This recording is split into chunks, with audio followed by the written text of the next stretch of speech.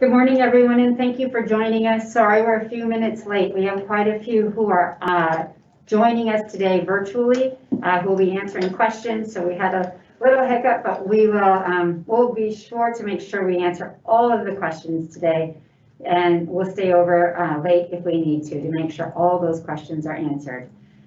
Before we get started, we're all going to introduce ourselves today to you and let you know what we do at APFA.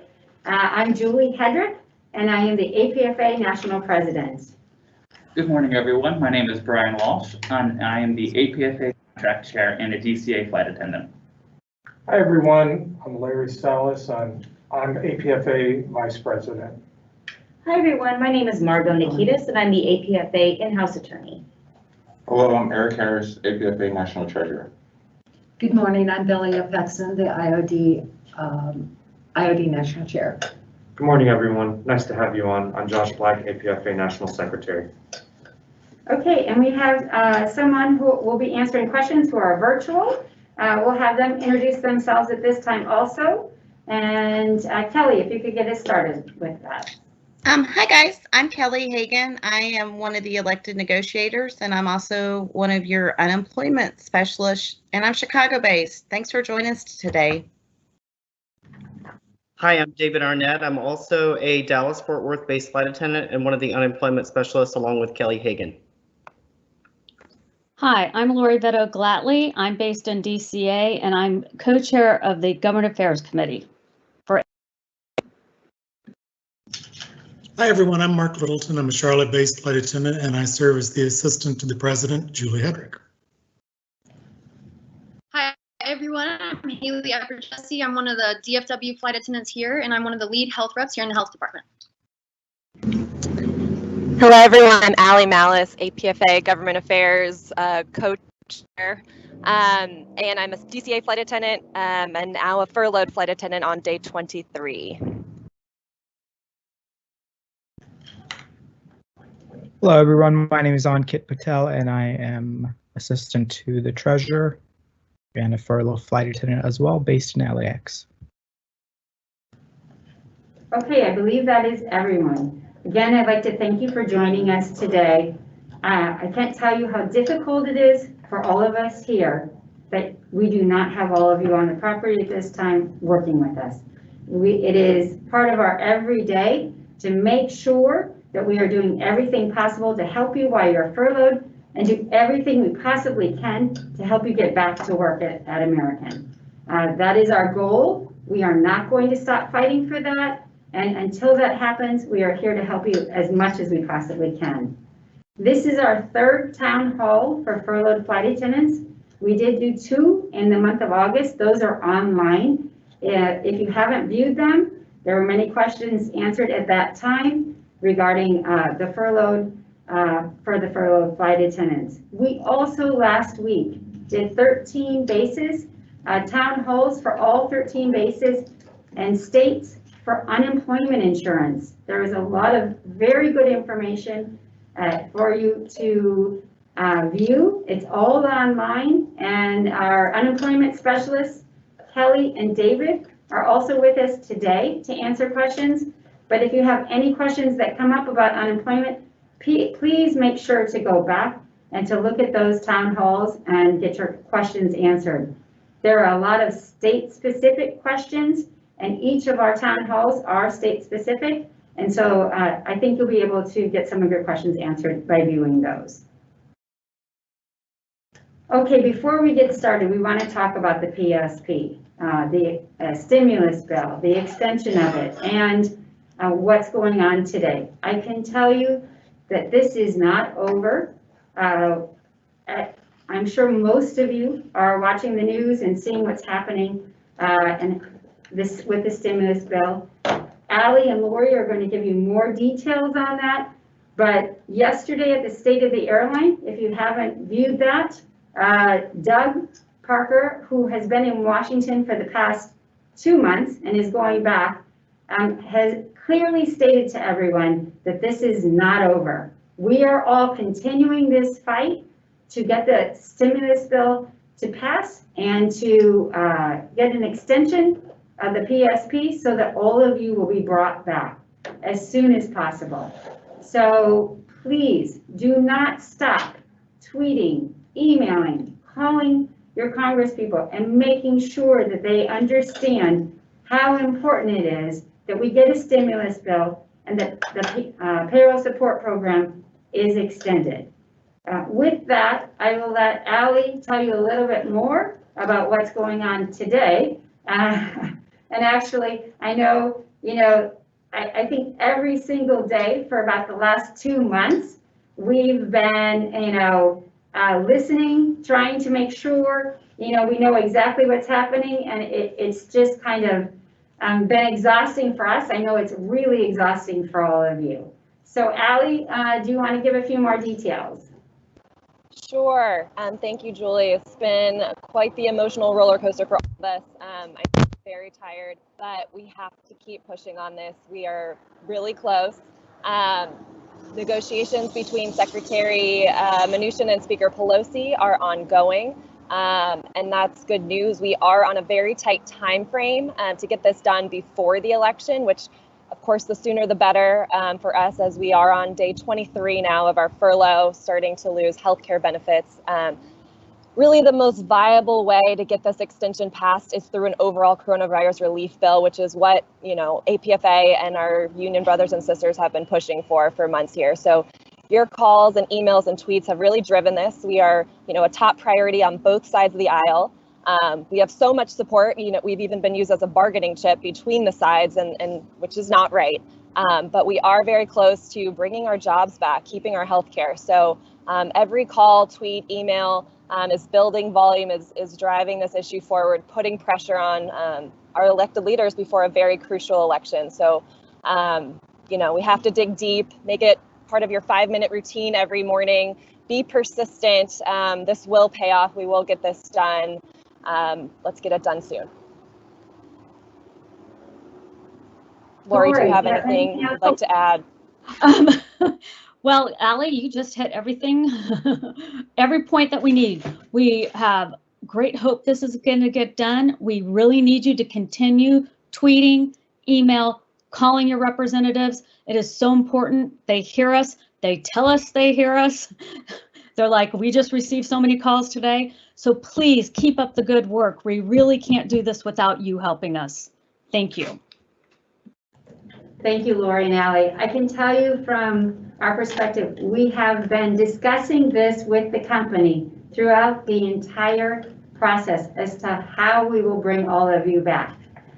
So this is not something that we haven't been talking about, that we're just waiting to see what happens. We have been discussing it every week, how we will make this happen as soon as possible for all of you. And as you know, right now, the payroll support extension is retroactive to October 1st. There is no change of the date of when this would happen. So I want to make sure everyone's clear on that this would be from October 1st through March 31st.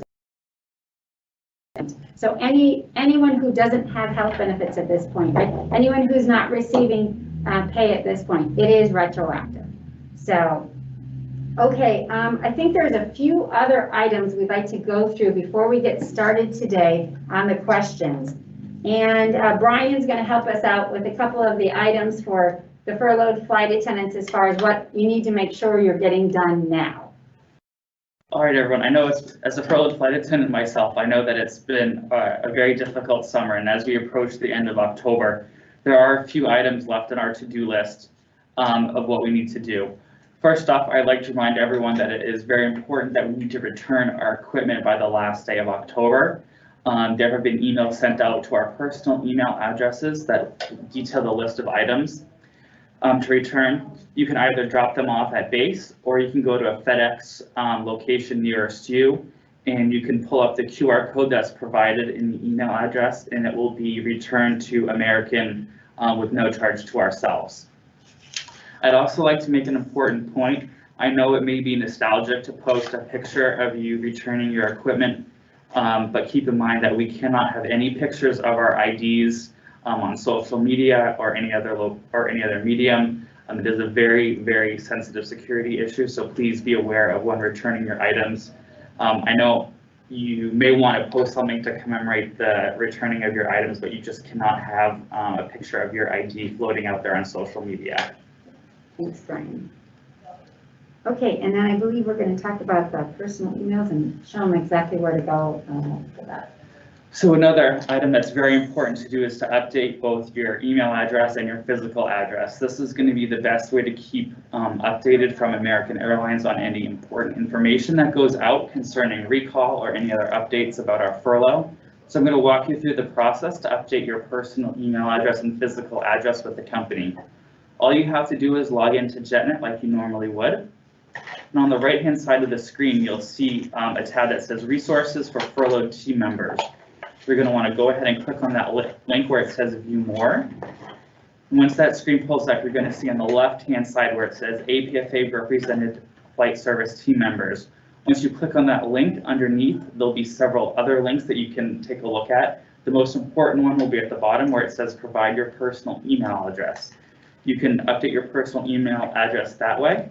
And then to update your physical address, you scroll to the very bottom of the screen on the left-hand side where it says Additional Resources, Update My Contact Information. This is going to be very important to keep your physical address updated because for our contract, AA will need to mail you the recall letter. So make sure that this is up to date, or at least it's a place where you can access the mail regularly. Okay, and you reminded them also about the October 19th email, right? On October 19th, so I think that was Monday. Monday. The company sent out an email to your personal email address that detailed your furlough pay. If you did not receive that email, it most likely meant that you had not updated your personal email address. So you can email fa.questions@aa.com and you can update your to have them send you the email where it detailed your furlough pay. Great, thank you, Brian. Okay, next we're going to have Kelly Hagan walk you through the process of updating your information with APFA, as well as some important unemployment resources that we have on the APFA website. Kelly, you're on mute. Thank you. Thanks, Julie. Okay, so if you guys go to apfa.org, it will land you on the home screen and you will need to log in. And this is what the home screen looks like. So if you go to the far right, you'll see Member Resources. If you click that, underneath Membership Forms, the very first link is Update Your Information. So that is how you update your information with APFA. That's your email address, your phone number, and your mailing address. If you scroll down under Helpful Links, the very first link below that is Unemployment Resources. If you click that, that goes to about everything you need to know about unemployment. David and I maintain this webpage for you guys. If you would like to reach out to us, we have two ways you can do that. You can hit the contact form or you can just email us directly. And our email address is unemployment@apfa.org. We do ask when you are reaching out to us through email, please include your full name, the state in which you're filing, and any documents that you may have. Go ahead and attach those. We do have, as Julie mentioned, our town hall videos are here that you can just click on that and go visit all of them. Be sure to click the state in which you're filing because the information is very different from state to state. Underneath general unemployment information, we have this tabbed out for you, just a broad brush of how unemployment works. You may never have been on it ever before, or it may have been some time, and a lot of things have changed. The very last tab I'm going to draw your attention to, titled Resources. If you click that, this is going to have a lot of information that you will need to have in front of you when you file your initial claim for unemployment. If you look under filing resources, you will see that you have American Airlines address, their phone number, and their federal ID number. These are very important pieces of information. When you input it in this manner online, it will be tagged to American Airlines account. So we do suggest that all things being equal, please file online rather than over the phone. We have seen some issues where the claimant hasn't been tagged with American and it has stalled out the claim. So if you could just do it online, use these numbers, that will lessen the likelihood of it getting stalled out straight out of the gate. If we keep scrolling down on this page, if you don't mind, thank you.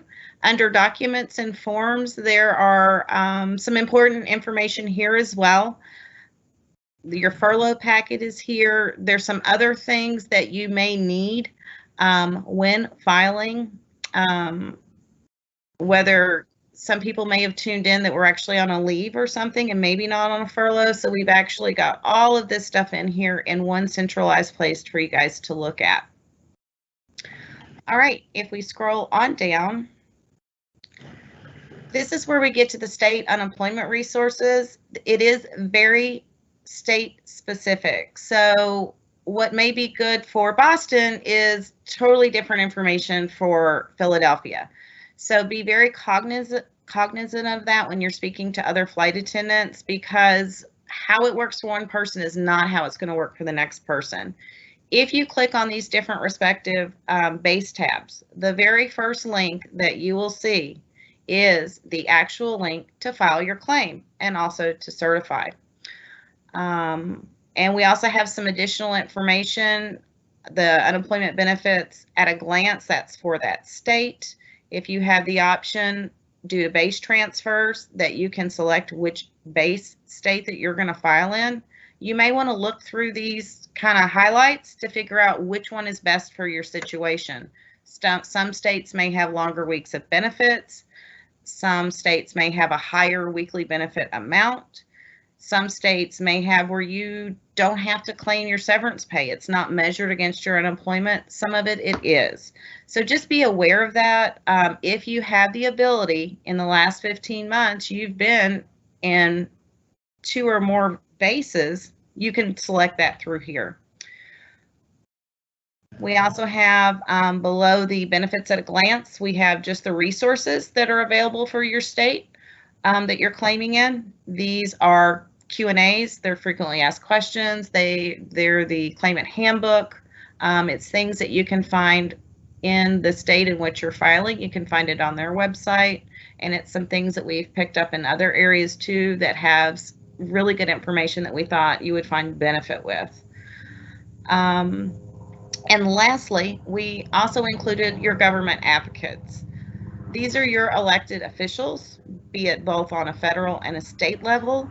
If you have any issues with your claim, we have found success in not only do David and I work the case from an APFA standpoint, we work with American HR to process any issues with a case. We have seen not a lot, just a handful of incidents where it's really just not moving anywhere. And we've had the claimants reach out to their representatives, and it's an election year. So that has really, they are really being good advocates for their constituents in their areas to get these claims processed. So we want to just have all that information there available for you.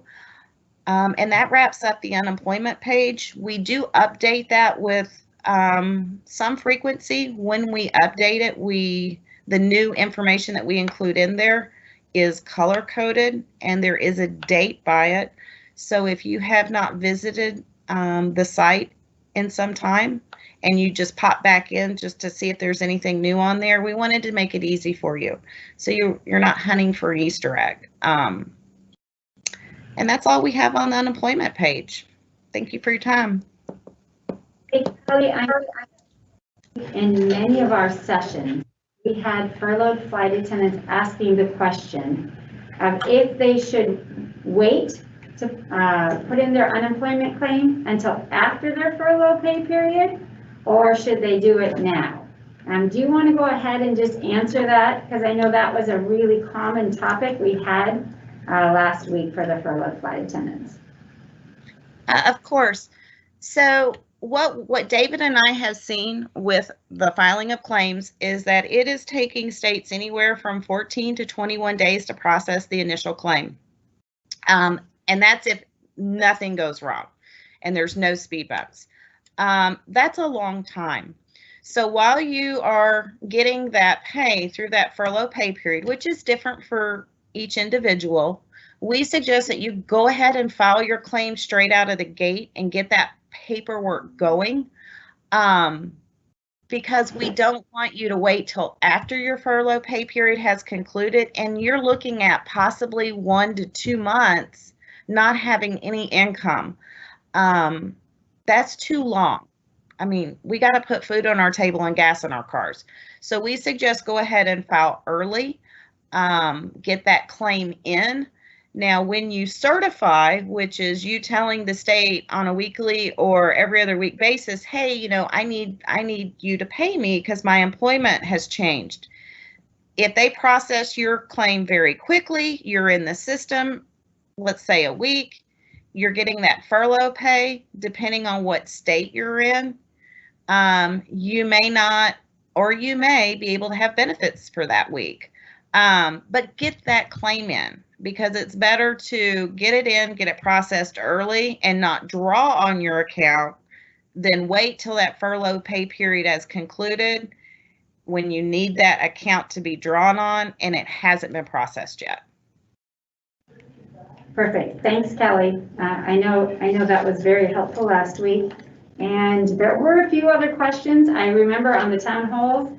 So make sure you go back and review those for the furloughed flight attendants. Okay, we'll get started on our questions now. We've got quite a few. And just a reminder, you can send in your questions during this time frame, and we'll make sure to add those in and make sure they get answered today. Okay, first question is going to be, if I use a D1 pass to travel on November 2020, this D1 will be deducted from my D1 bank as active or retired bank passes, and our retiree bank passes ends October 3rd or December 31st of 2022. Brian, do you want to answer that for us, please? All right, so for those, if you're traveling with it and you want to use a D1 pass, those passes are continual through the calendar year. So this D1 pass that you use in November, that will be deducted from this year. You can't really view them as active or retired because they're just, the D1's allotment are just for per calendar year. So they'll refresh next year on the 31st. And the retiree travel is for 2 years from the effective date of the furlough. So that will end October 3rd, 2022. Okay, great, Brian, thank you. Okay, our next question. Oh, this is a really good one. Okay, can you not offer red flag while many of us are out on furlough? If you don't have the staffing to man flights, now what do you think is going to happen over the holidays when there is a spike in the holiday flu? Flights are not going out on time or at all, and it's salt in the wound for many people who will barely be getting by. I couldn't agree with you more. Unfortunately, the union doesn't have control over when the company offers red flag. I can tell you that, yes, we have noticed that red flag is open. We are keeping track of it here at the union. I think all of this will help us to get you back sooner. It is clear when they are offering red flag or when we're out of reserves that we do not have enough staffing right now on the property. So I would suggest also that you have email addresses for the company who is in control of when red flag is offered, that you write them an email and talk to them about red flag. But we couldn't agree with you more. It is, we agree that we do not have enough staffing right now, and when red flag is offered, that's the easiest way for us to track, you know, that we do not have enough flight attendants on the property. So, of course, every opportunity we can, we will bring this up to the company and make sure that we are pushing every day to bring our furloughed flight attendants back. Thank you for the question. Okay, Brian, we have another one for you. The flight attendant is currently on furlough and wondering if we should wait to change their last name. They got married and I'm trying to get all the chores done. Should I wait or get the process started and contact the company? Well, first off, congratulations. That is quite a happy time, so mazel tov for that. I would certainly suggest to get your name change started immediately. I know it will seem like a daunting task, but in my experience, it's always better to get all those chores done as quickly as possible. Okay. And when you say contact the company, we'll still, if you have any questions, I did highlight the way to update your contact information at the beginning, but you can make sure that once you get all of the pieces finalized and your name change is finalized, make sure that you do update the company records and with APFA too, so they have the correct information on file. Thank you, Brian. Okay, this next question. This is from a flight attendant that's stating, I took a voluntary leave because the company encouraged us taking them in order to help offset the need for furloughs. Because of this, my 12-month look-back average is significantly reduced, as is my furlough pay. Why isn't there some exception to the 12-month look-back for flight attendants that took the voluntary leave? So I'm sure, as you probably know, the 12-month look-back is in our contract. This is a contractual item. And we did talk to the company quite a bit about the look back being a different time frame than the 12 months from back from October. The company was only willing to have one look back period.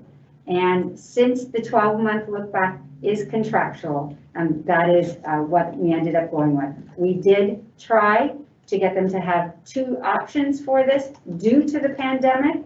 But unfortunately, we weren't successful with that. So I just wanted to let you know that the union did have quite a few talks with the company, but they were only willing to have one look back, and that was it. Okay, let's see here. Brian, it's you and I guess, at the start of this. There'll be many more, but we're in the general category here.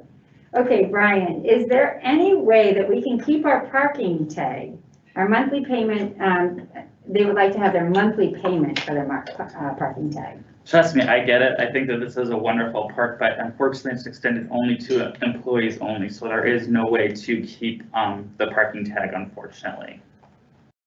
Okay. Okay, next up. While I appreciate the efforts of preserving jobs, I hear nothing of what is being done to fortify and economically preserve the existing jobs at American. As our results accept no further concessions, yes, staff reduction was a concession, but hammered into management. What are plans for chaos if the company seeks a concessionary agreement? Well, I can tell you that if you go to the APFA website, you'll find the letter that we sent to American on July 3rd of this year. We signed a letter with 2 other unions, that being AFA and TWU 556, putting management on notice. Don't even think about concessions. We are not taking concessions during this time frame. That we have been down this road before. We know the issue right now is an issue of demand. And when demand comes back, everyone will be called back, and we will not be taking concessions because we all know what that looks like. It takes us years and years to get that back. So please visit the website. The company has received that notice. I have reiterated it more than once. And at this time, I can tell you the company has said that they are not asking us for concessions. As far as staffing is concerned, please make sure you review the contract. It's in section 10Q, number 2 and 3. The company does have the ability to change our staffing formulas in our contract, and we have the ability to file a presidential grievance on it. That is exactly what we are doing, is filing a presidential grievance, because these staffing formulas for our future, as far as when our planes are full again, are not realistic. And it is too much for our flight attendants on these flights with the staff cuts that we have. So we are filing a presidential grievance.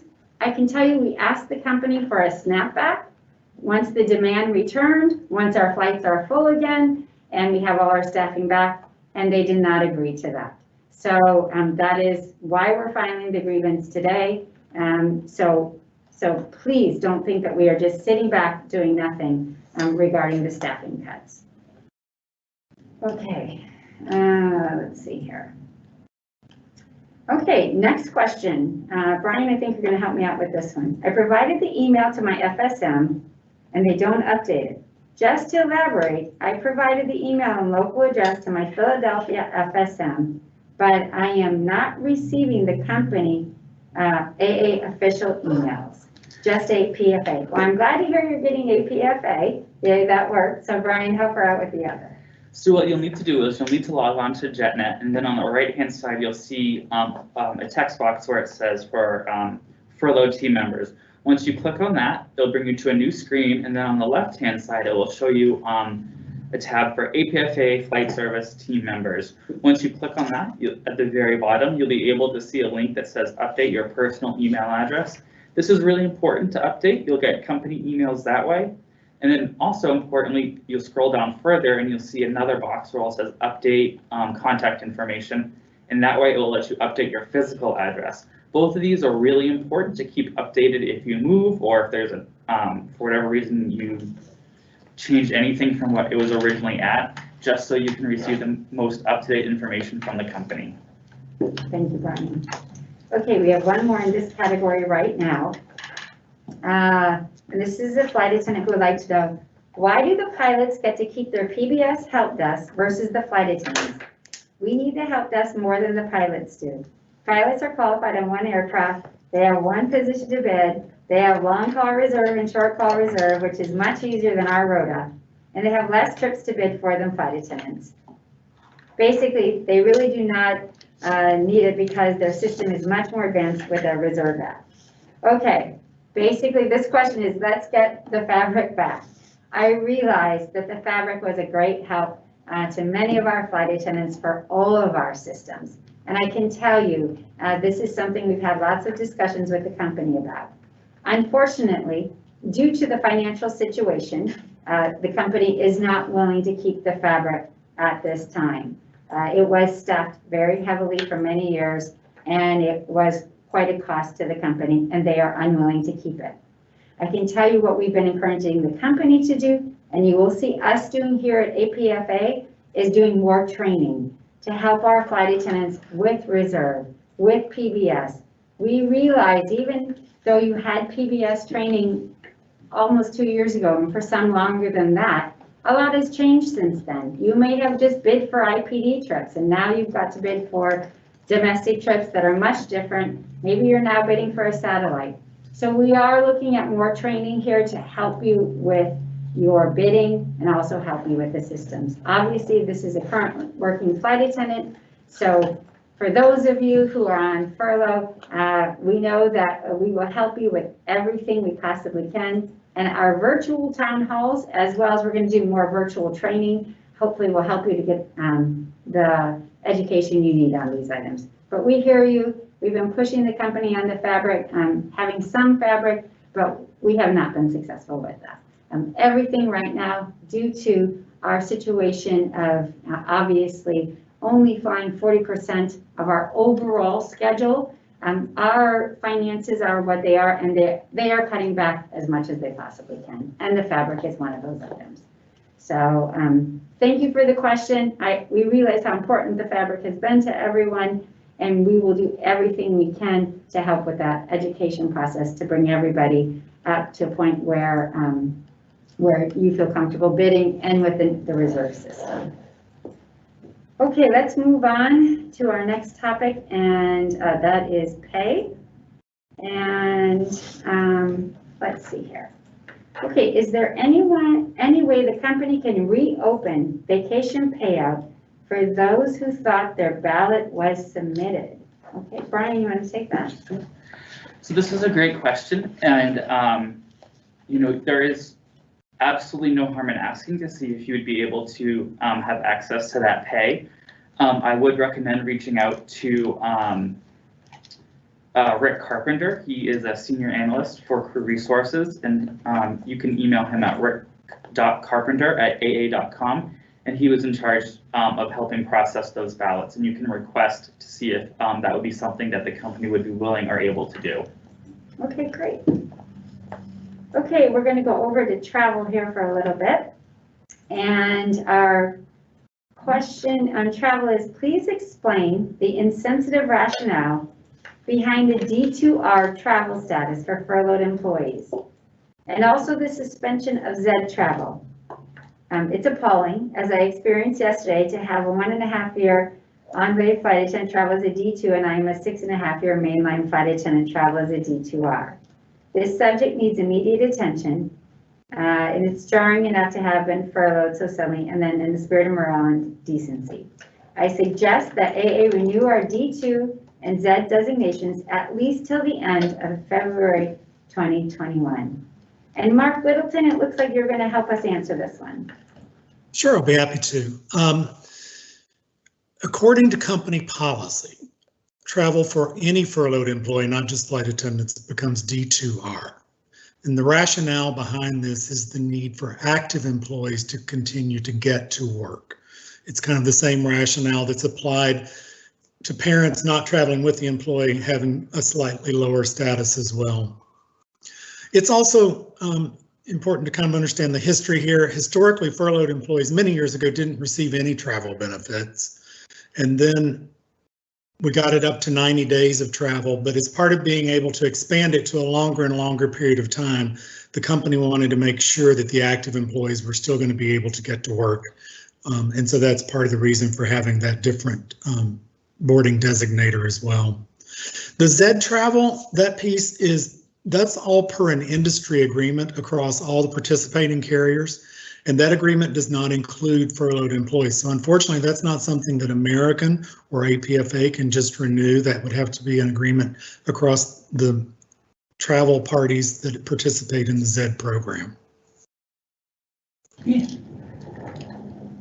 Thank you, Mark, and thank you for that historical background on that. That's very helpful. I know you've negotiated quite a few contracts overall, so thank you. We always really appreciate that. Okay, next question. The non-rev travel during furlough is a bit confusing. Now there's many questions in this one question, so I'm going to take them one at a time. Although I am D2R status, I notice I can still use my D1s when I list myself. Do my D1 passes expire December 31st?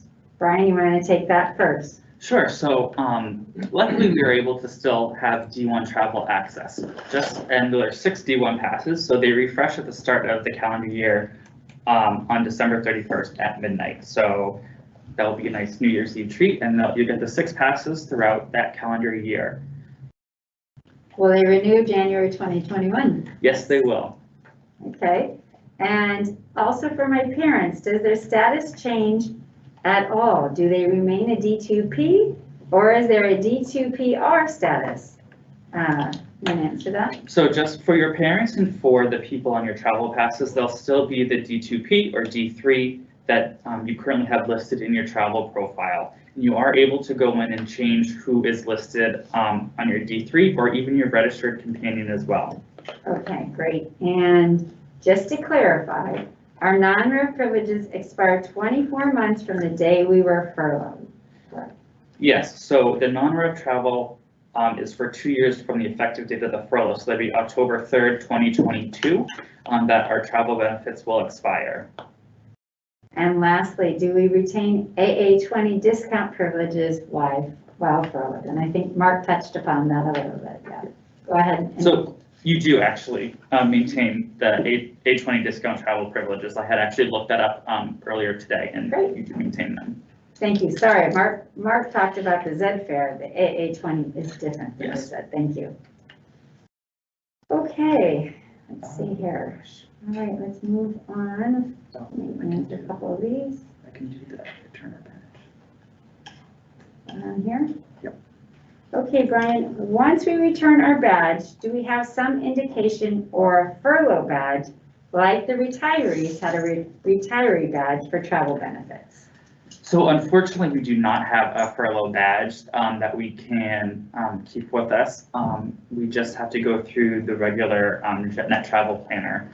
And to get through security, you'll just have to, unfortunately, go through the regular line or TSA pre-check if you have that. Okay, thank you. Okay, we're going to move over to unemployment. And, is there one more there that you'd like to answer? Let's go back to travel. Number 10. Okay. Why wasn't the option given to just remove CJ from the furloughed flight attendants? So I think while we're furloughed, we do not have access to the jump seat. Unfortunately, that's a benefit that's only given to current employees. Right. And so I guess they're asking, why couldn't they have just kept their active benefits, right? And taken the CJ off, but I think Mark answered that already. So thank you, Brian.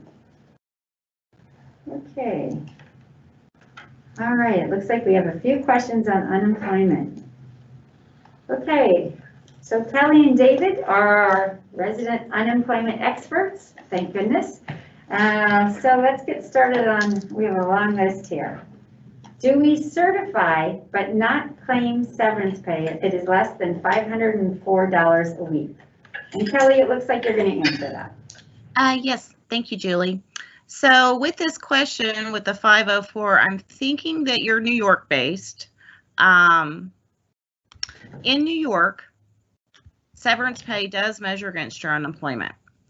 The company is reporting your furlough pay period paychecks as earnings. They're not carving it out as severance. And even if they did, it wouldn't matter because it's going to be viewed the same by the state. So you would just go ahead and report those earnings that you have received them, and then that would be measured against your 504 max. So when you do that certification, you're going to have to kind of fake out the system a little bit, because it's the first question it asks you, did you work? And we're not working for these wages, but we have to report them. And the unemployment system was never created for a world that we're currently in, where an employer is actually paying us not to come to work, which is a little odd. So what you're going to have to do is you're going to have to kind of fake it out and say, yeah, I did work. So that way you can put those earnings in there, because if you don't, you're not going to have the ability to put those earnings in there. And we don't want you to come up on an audit for not reporting earnings that they are getting on a quarterly basis from American. So at the end of the quarter, as long as your numbers add up, the state will be happy. Okay, and I know you got into a lot of details on that on the town halls, so they can also go to that for more details about that. Okay, next question. I'm based at LAX and took the 15-month leave. One of the questions asked in the very beginning of the unemployment application is a reduced wage form given from either company or union. Was I supposed to get a code or a form? I know I get 26 15 hours, not sure what form I'm to fill out. David, it looks like you're going to answer that. Hi, Julie. Thank you. Yes. So we don't have in California, there is no claimants have ever reported that they needed a form to complete the unemployment application. So I would be interested to see, to ensure, first of all, you're not filing for a PUA, that you're filing for a regular unemployment application. I haven't had any claimant come to us with that question, needing a form. It may be something the employer provides, but not anything that we've needed. Okay, great. Thank you, David. Okay. Next one is, I'm a furloughed, and I'm on an IOD and receive $700 workers' compensation per week. First week of certification was September 27th to October 3rd. I also receive $11.81 sick hour pay from AA. Will I receive any unemployment for the week because I'm already receiving the $700 plus the $11.81? And should I certify for that week? The second part of that question is, for the second week, I received $700 workers' comp. I also received furlough pay of $811. Do I list furlough pay as other income source? And should I certify for the week? What happens if I don't certify? Okay, Kelly, this is all yours. Thanks, Julie. Okay, so let me preface this answer with, this is an LAX-based flight attendant, okay? So anybody who's listening, please keep that in mind. This is for LA. I'm going to kind of answer this in a reverse order. Your furlough pay is severance pay. In California, severance pay does not measure against your unemployment at all. You do have the ability when you certify to say, hey, I'm getting severance pay. So you need to be sure to include that when or if you certify. As far as the IOD portion of it, the way that the California law is, if you are receiving workman's compensation, you cannot apply that on the same day that you're getting unemployment, okay? So that is going to go into how many days are you meeting the availability requirements? And when you're meeting those availability requirements, which means I'm able and available for work, are you getting the workman's comp? So if you are getting workman's comp, and it sounds like you're getting, is it you're getting $700 a week. That is gonna, I believe that that's in excess of the California weekly benefit max anyway. So no, you can certify, but you'll have to claim the workman's compensation. It'll pretty much cancel out your weekly benefit amount if you're maxed out. You cannot certify at all. It really doesn't matter, because even if you do certify and you're not going to get a weekly benefit amount, that is not going to take away from your eligible weeks that you can put a claim in.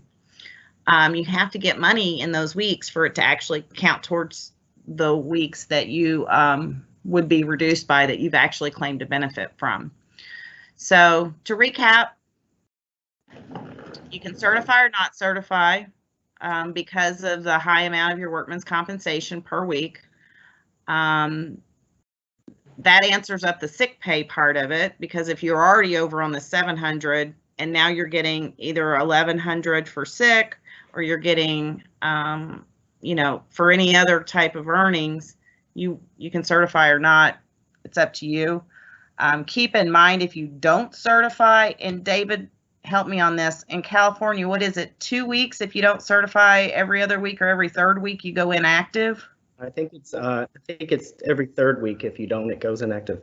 Okay, so that's something to keep in mind. You may want to certify, even though you know you're not going to get a benefit, at least every other week. I mean, I don't think I'd push it to every third week, because you don't want to go inactive. Do not let your claim go inactive. California is horrible for that. It's really hard to get it back activated. And be sure to report your furlough pay as severance. All right, thanks, Kelly. I know we've got quite a few unemployment questions here, so we'll go through a few more of them, but I just want to let you know that you can always email Kelly and David at unemployment@apfa.org if your question isn't answered, okay? We'll get through a few more of these, then we'll move on to a few more topics, and then we'll come back to unemployment if we have time. So next question is, as a furloughed employee, assuming I will be recalled at some point in the future, do I need to be actively looking for employment in order to qualify for unemployment benefits, or is this requirement waived? Kelly, you want to take that one on? Depends what state you're in. Due to COVID, there are some waivers for work search. However, when you are totally unemployed and drawing on benefits and certifying able and available, there is a work search requirement.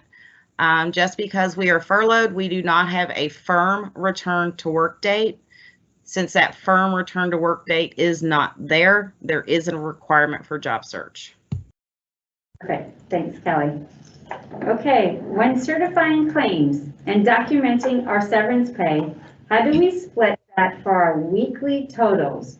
Do we claim the net or gross total on the week we were paid, or split the amounts per week And if so, how many days and hours per week do we claim? Okay, David, I remember this question last week quite a bit, and I know you're going to help us answer this. Yeah, sure, Julie. And while we were looking at the last question, I looked on the California EDD website, and if you don't certify within even for 1 week, the claim will go inactive. So it's 1 week, the claim will go inactive. So for this one, it is really up to the claimant how he or she chooses to certify the wages. We do know that the company is going to report them to the state on a quarterly basis. And in California, severance pay does not reduce the weekly benefit amount. And we do know that on the California biweekly certification, it does ask a question if you are receiving any severance pay, and there's a drop down where you can enter those wages. Okay, great. Let's see here. I'm going through just to see if I can find another broad general one, because a lot of these look like they're state specific. One second. And this is a really broad one, and we talked about this early on. Let's just hit the point home. It is, when can we apply for unemployment? And this is for a furloughed flight attendant. So I know we talked about that at the start. If we can quickly talk about it again, just so they know they need to do that now, not wait till their furlough pay period is over. Kelly, you want to talk about it a couple minutes? You nailed it, Julie. File now. Don't wait till your furlough pay period has concluded. The states are underwater processing these initial claims. It may take a while. Get it in now. That way you will lessen the time from one paycheck to the next. And that way, if any issues come up while they're processing that claim, we can get those resolved while you're still getting your furlough pay. So definitely get it in earlier rather than later. Okay, we're going to move over to health insurance benefits. Actually, there was one more question. Kelly, okay. A fan wants to know how you're able to keep your glasses on in zero gravity. Well, let me tell you what happens when I hiccup. Yes, I think you have the best background out of everyone today, Kelly. I love it. Okay, all these things we're learning with our virtual town halls.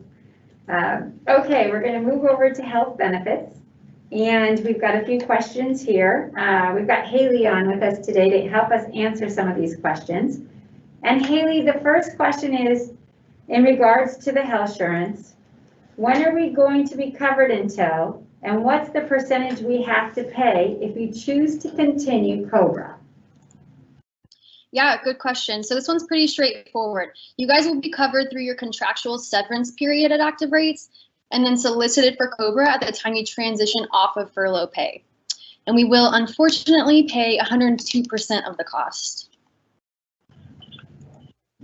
Yes, that is why we are trying to get you back to work as soon as possible. We need you to have your health benefits, especially during this pandemic. It's so important. Thanks, Haley. Okay, Haley, we've got another question here. This is a flight attendant with an FSA balance, and she's called benefits 3 times and each time got different answers. My balance will be approximately $200 to $300 by the end of December 2020. I can use this account for as long as I have furlough pay, and she has 3 months based on her seniority of 2014. She's in the middle of dental procedures that will take me into 2021, and I'll be getting COBRA for dental only.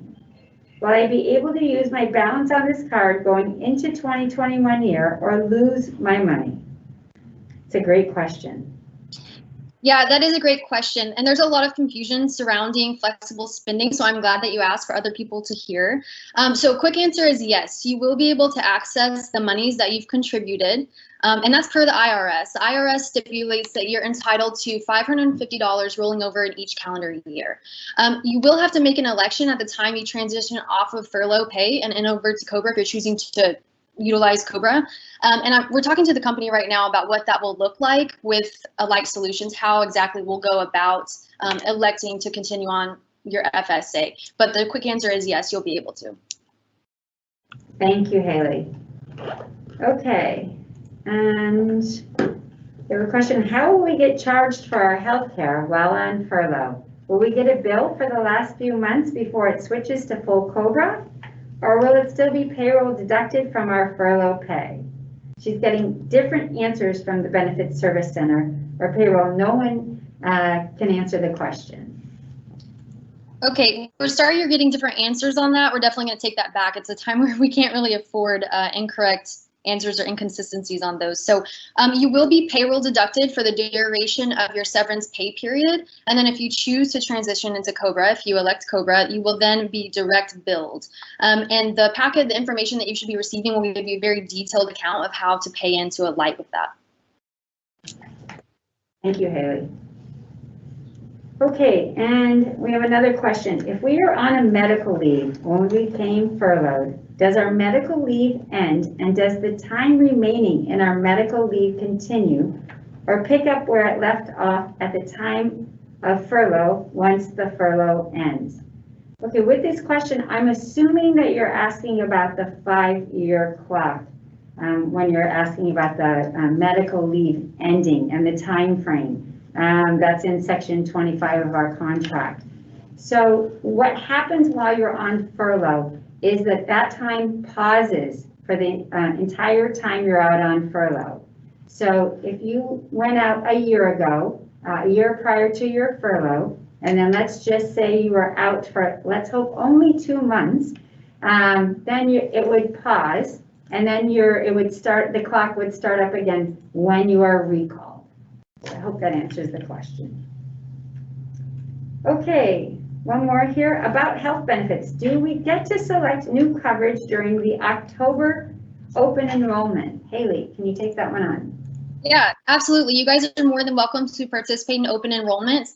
If you choose not to, however, then you will just roll over with the same medical, dental, and vision that you currently have. Obviously, FSA will not be rolled over for you guys automatic. And there's a very small amount of people who will be able to utilize FSA moving into 2021. If you have one-off questions about that, don't hesitate to reach out.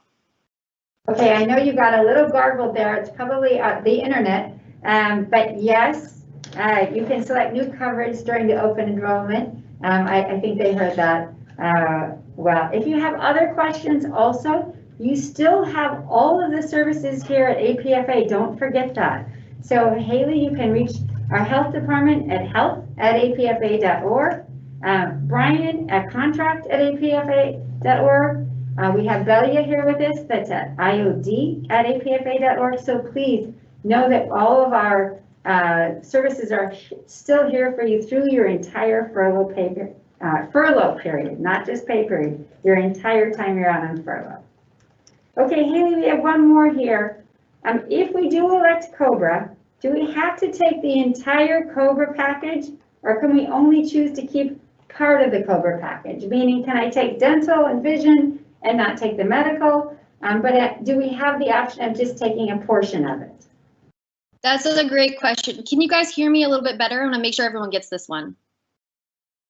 Yes, we can. You're crackling a little. Okay, so you guys are able to elect any or part of the COBRA package offered to you. So if you just want dental, great. If you want dental and vision, great. If you just want medical, that's fine as well. Okay, thank you, Haley. We really appreciate all of your knowledge on that subject. Okay, let's move on to recall. The first question is, let's see here. How likely will it be for us to be recalled within a year? When we have seen an increase in passengers the past few weeks, we need some sort of timeline, even if it's a guess, like the amount of furloughs. We need to prepare for the worst. So Larry, I think you're going to take this one on. Yes, so every indication that we've received from the company, especially early on, and they continue to say this, that they anticipate recalling flight attendants as early as April of next year in anticipation of the summer schedule that they're hoping to implement next year. Now, again, this all depends on, where we are with COVID, but the demand is slowly coming back. So with the demand returning, they will, incrementally add flights as the months go on. And normally, in normal times, of course, the summer travel picks up significantly. There's, added flights, both domestic and international. So they are still anticipating that, and like I said, anticipate calling back flight attendants as early as April of next year. Thanks, Larry. I know a lot of this depends on the virus and the vaccine and what's happening, right? As we all know, once our international comes back, we need a lot more flight attendants to fly in those flights. So we're all anticipating next summer, but it does depend on what's happening with the pandemic. Also, if the PSP does get extended in a stimulus bill, if it happens this month, maybe after the election, depending, what part of the PSP, it's a clean extension of it, so that the stipulation for the company to take that money, to get that money, is that no one is furloughed. So that would mean everyone would be recalled if the PSP is extended. That's why this is so important. Thanks, Larry. Okay, next question. Occupational seniority dates and seniority drive those flight attendants furloughed. When the recall starts, after all the leaves are processed first, is there an approximate occupational seniority date for flight attendants who didn't take a leave? Or do the leaves get processed first by seniority, then occupational seniority dates for furloughs? Okay, I'm struggling with that one. So I think what is being asked is if the flight attendants who had proffered a leave but were furloughed, will they be going onto their leave? And that question is, and that answer is yes, they will be granted the leave that they had proffered for prior to being furloughed. And then the second part of the question is, I believe, is who gets recalled first? Those who are not on a leave, the involuntary furloughed flight attendants, or the folks that are on a leave, and recall starts will be done in seniority order. Okay, great. Thanks, Brian. Okay, this one, all of these kind of revolve around the same type of question, but I believe Mark's going to take this next one on. What is APFA's stance, and/or has APFA and AA agreed to the order or callback in this furlough situation, assuming PSP is approved and additional leaves are granted to flight attendants below the furlough line? It's a good question, and there's a couple of different ways to interpret it, so I'm going to try to address both. But if the PSP is passed, all the furloughed flight attendants will be recalled at the same time. And if you are a furloughed flight attendant who was tentatively awarded a leave prior to being furloughed, under the PSP recall, then you would go on to that leave when you are recalled. If the question is the broader question about who gets recalled first in a regular situation, someone on a leave or someone on furlough, APFA's position has always been and still is that recall furloughed flight attendants first. Now, each of the different leave programs we've agreed to with the company have a provision in them that the leaves could be canceled, but the company must first meet with us and with APFA to discuss that situation. And so our position is always going to be, you need to get the people who want to come back to work first and let the leaves run their course. Thank you, Mark. We couldn't agree more. Okay, let's see here. We've got another recall question. There's two questions in this one. When we are called back, will we face the likely possibility of being displaced? For those who were furloughed before our recurrent training, will be required to do our yearly recurrent training before returning to the line. Okay, I'll take the first part of this question, and that is about when you're recalled, will you likely be displaced? All of this will depend upon when you're recalled, right, and how much of the demand has returned. Now, at this point, let's just say the PSP extends and you're all called back in December or January, right? It's not likely that you will be displaced, because at that point, we're bringing back everyone back to the bases that you were originally furloughed from.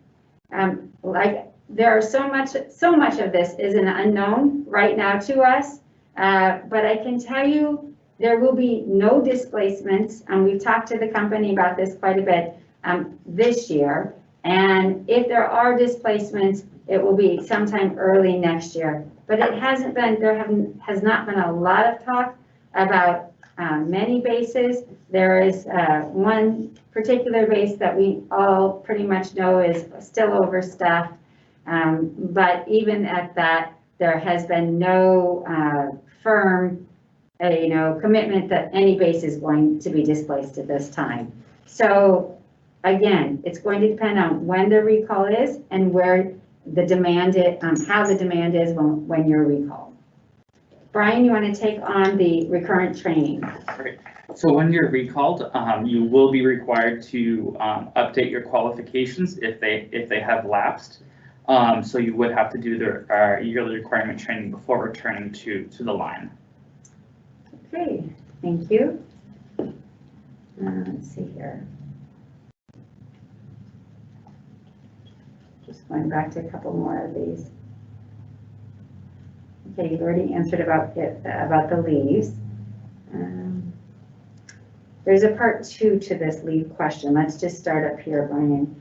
And it is, if we are pulled back from furlough after sending in the IDs and giving their company property back, where and when will we retrieve these items if we're recalled? So the company hasn't detailed the process for returning the required duty items that you'll need to become an active flight attendant, but that will be communicated via email once that process is put into place. So again, this goes back to how important it is to keep your email and physical address updated and keep checking it pretty frequently to make sure that you're not missing any important information about how to retrieve your required duty items.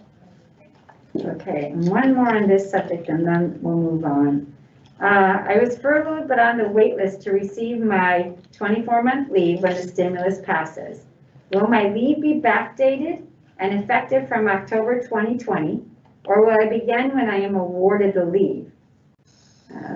There's one more part of this question. It's also, if I'm awarded leave, then AA furloughs again after stimulus money runs out, will I be taken off the leave? So all of the leave will be backdated to October 1st, 2020. It will not be from when they're recalled. When they're recalled. And then also, if you're awarded a leave and then AA furloughs again, it would be again based purely on seniority. So if the furloughs go up to your seniority, you will be placed. You will be furloughed again. Yeah. Right. Thank you.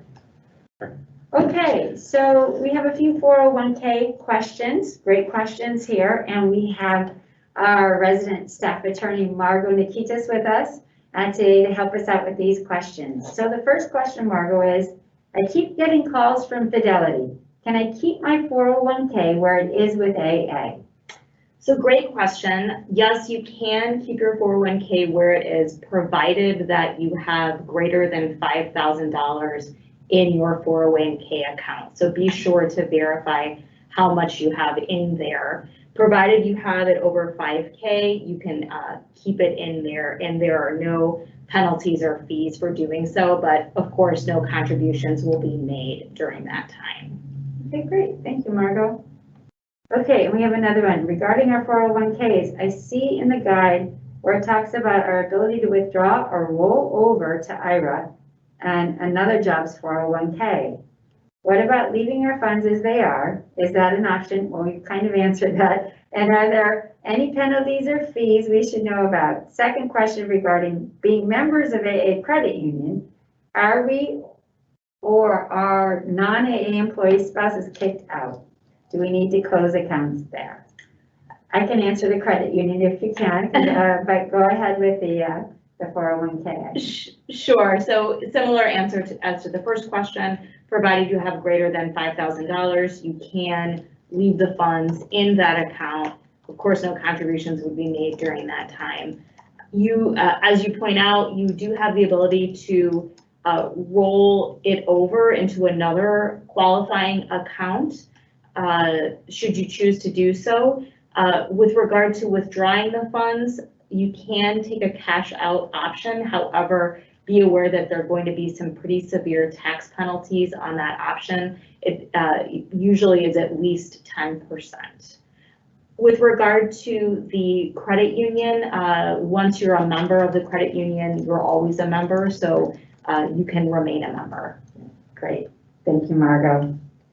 Okay, well, we still have a few questions, but I think what we're going to do is, since we've received so many questions, we can formulate a hotline to help our flight attendants who are on furlough answer some of those via hotline. Of course, also this video will be online for everyone to be able to view. And we can't thank you enough for joining us today. I will tell you, we will continue to fight to get you back on the property and back to your jobs, back to your health care and your paycheck as soon as we possibly can. Please don't forget to continue to email, to tweet, to call your congressional representatives. You may see some more rally events. We just had one in Oakland last week at Barbara Lee's office. So please keep connected to APFA. We will let you know what's going on via our hotlines. We will try and give you as much information as we possibly can while you are out.